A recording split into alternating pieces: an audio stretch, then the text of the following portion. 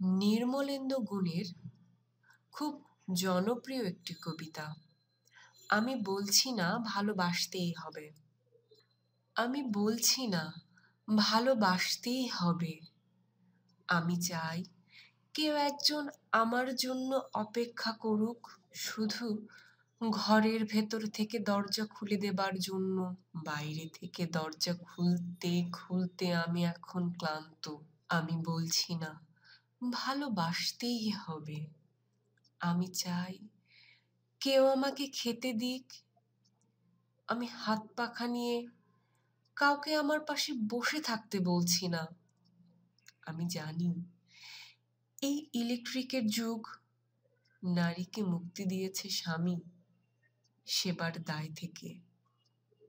আমি চাই কেউ একজন জিজ্ঞেস করুক আমার জল লাগবে কিনা, নুন লাগবে কিনা,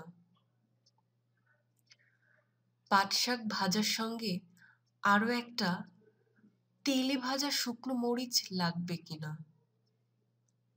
এঁটো বাসন, গেঞ্জি, রুমাল আমি নিজেই ধুতে পারি।